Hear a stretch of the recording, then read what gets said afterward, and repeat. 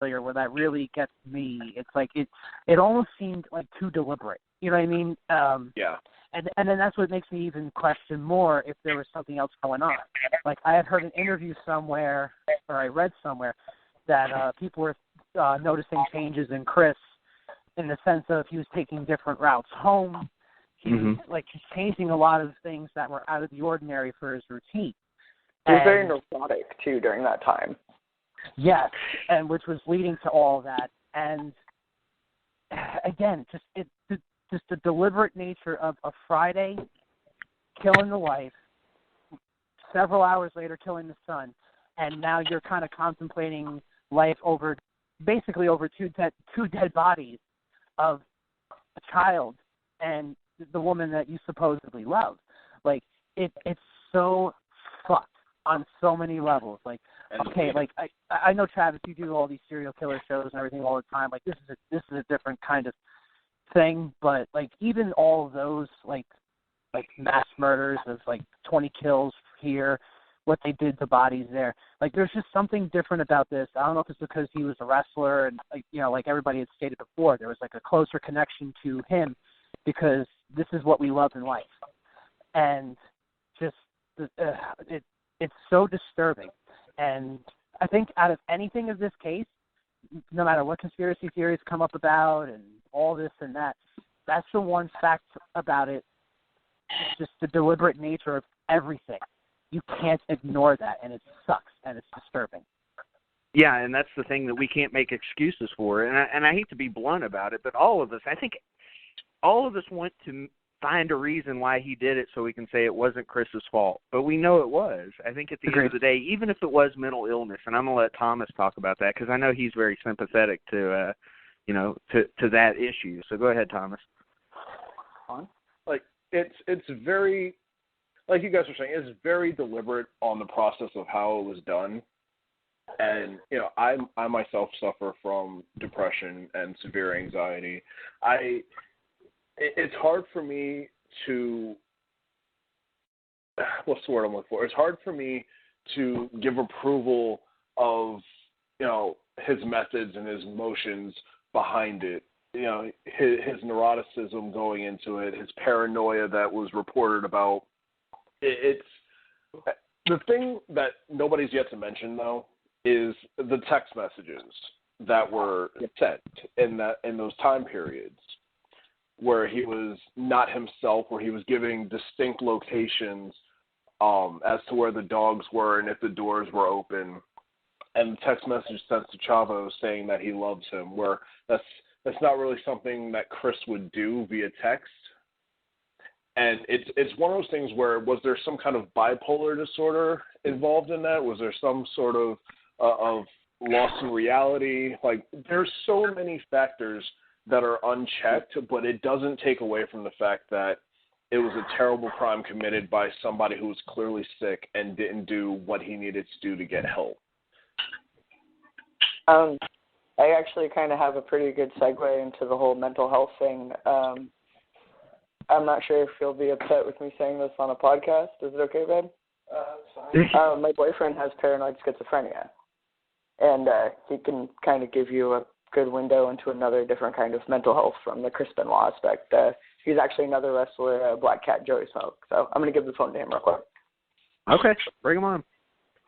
Hi, I don't really have anything wrong with what anyone's saying so far. It's all pretty much, our own take on trying to find a different excuse of loving the man for his wrestling and not necessarily actually did that one time.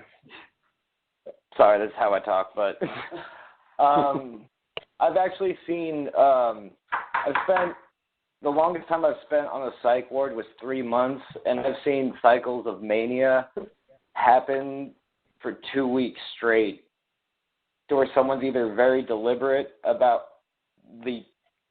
what some people would consider insane process of how they carry out daily routines or something like that, if that makes sense.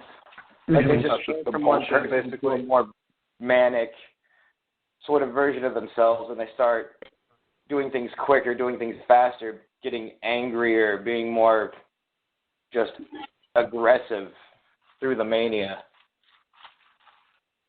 Unfortunately, Gotcha. my fan had to go through electroshock treatment, which was a terrible, terrible time for him. But that's just the state of mental health care even today, that electroshock treatment's used in the modern era. That's almost like it's hard to believe for people on the outside, like they see it in movies, but they don't realize that this stuff's still going on. No, it's 100% real.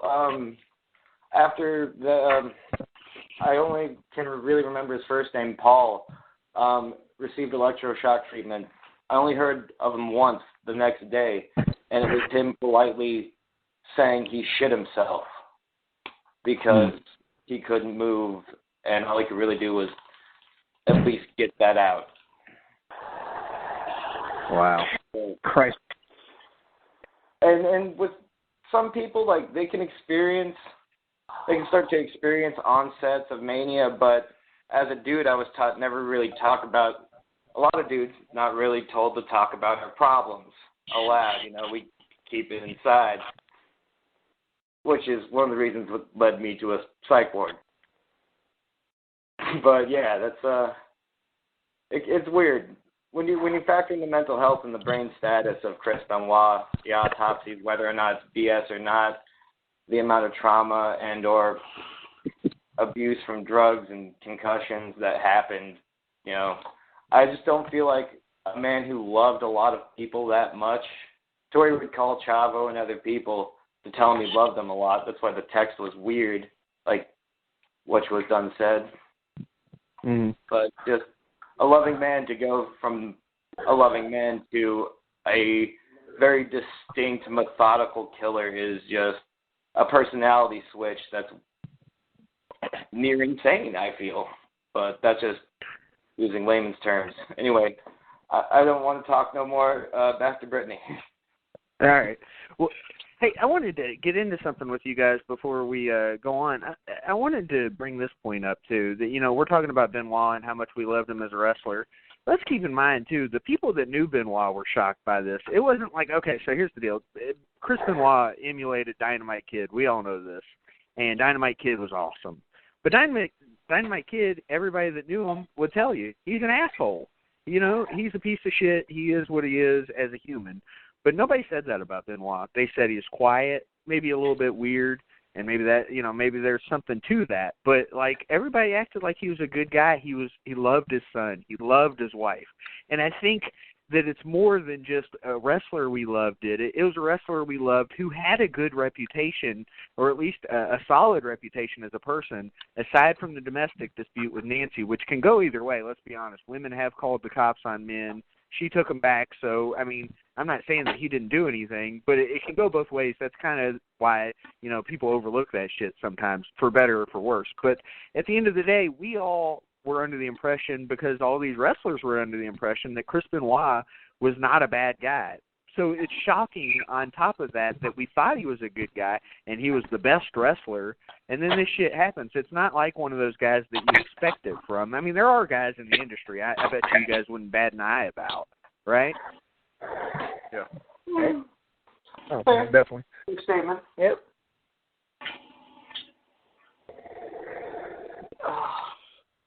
So I want to ask Kong a question real quick about the Bibles, because Chris Benoit put Bibles next to Nancy and Daniel, and supposedly he sent one maybe to his family, in Canada, his dad, etc. Supposedly, I don't know how true it is. But can you talk about the significance of doing something like that, or what you think the significance would be? Because you're probably the most religious person on the show. I ask you.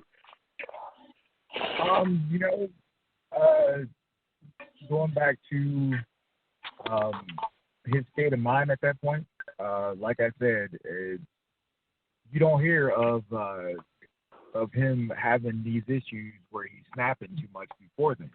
I mean, yeah, maybe there's some domestic violence or whatever, those issues, but I feel like a woman can provoke a man to the point of wrath that, that nobody else can, and especially when you're married. I've seen several relationships where, people were together and the woman would just pick and do whatever and I'm not excusing it, but I'm saying the Bible says that you're not supposed to provoke to wrath. But beyond that, what I'm saying is that I feel like with his concussion, and if you guys have never seen the movie Concussion with Will Smith in it, watch it, because there's several cases, like I said, of NFL players who had same issues, and they went through similar experiences, but they were never really brought to the forefront like this was, because for one reason or another, it got covered up. Oh, he just snapped and lost his mind, and he murdered himself, or he killed his family, or whatever. No big deal. But when Chris Benoit did it, all of a sudden, oh shit, what's going on? The Bibles, I'm not really sure. In somebody's moment of insanity, because that's what it is, losing their proper thought train. Maybe he's thinking that that's going to help usher them into heaven, or I don't know, and then that's hard to say, because we weren't there. And for the longest time, I was honestly in denial about it, because like you said, it's Chris Benoit. You don't want to believe that your heroes are bad people. But I mean, at one point, Brutus the Barber Beefcake was my hero too, and then I met him. It's just it's a crazy situation, because even though, yes, Chris Benoit did it, and yes, it lasted over the course of a weekend, we just don't know what happened that flipped the switch that sent him into this rage. And I feel like, as a pro wrestler and somebody who's been through this, has had concussions and things like that, I find myself a lot more empathetic, because I know what toll this business can take on your body. And his finisher was a flying headbutt, for God's sake. So I know he was dealing with issues where his brain was rattled constantly. And I again, not excusing the behavior. It happened. There's nothing we can do about it. He's gone, they're gone. And it sucks. It really does. But at the same time, I don't necessarily want to vilify or crucify him, because we don't know what he was thinking, or because it was really a half-assed investigation. And they still, to this day, can't tell you everything, that you want to know. There's so many theories out there that it's ridiculous. It really is. I wanted to ask you one more thing, Kong, that was just up your wheelhouse. And the obvious answer is going to be, how the hell would I know? But I'm going to ask you just because I want to know what your thoughts are. And this is going to sound blunt, but I'll put it blunt. Do you think Chris Benoit's in hell? I don't know. I have absolutely no clue. Because the way I was taught, the way I've learned, is that we serve a loving and forgiving God, and nothing that you ever do is too big or too wrong for him to forgive you for. So again, if Chris Benoit is not in his right state of mind when he's doing this, then how can you really say? Can you really, I guess, blame him? I mean, yeah, you can blame him. You say, yeah, you did it, and you're wrong for this. Yes, I agreed, but somebody's not really thinking right. That's like saying somebody. I spent 10 years working with special needs individuals, and some of them would have violent histories, violent outbursts, whatever. They grab knives or whatever, try to injure themselves, or try to injure people around them, but there was only so much accountability we could give, to them for their actions, because of the situation that they were in. And if this man is dealing with issues where his brain is not functioning correctly, and it's not really even or this is like the first time that people have really noticed this about him, or known of this. You don't just have episodes like that where you snap and then snap back and you're okay. Like I I don't see it. I just think that you know